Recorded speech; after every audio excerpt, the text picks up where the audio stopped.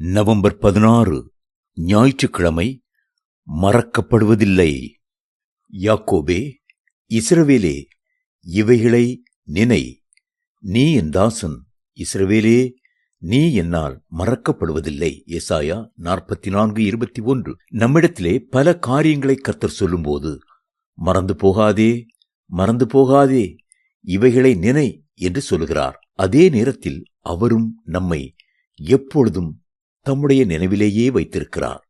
நீ என்னால் மறக்கப்படுவதில்லை என்று அன்போடு கூட சொல்கிறார். நான் உன்னை சிருஷ்டித்து உருவாக்கினேன். நான் உன்னை தேடி வந்தேன். சிலுவை சுமந்த தோள்களிலே உன்னை சுமந்தேன். இரத்த கிரயம் செலுத்தி மீட்டேன். நீ என்னுடைய பிள்ளை. நீ என்னுடைய தாசன்.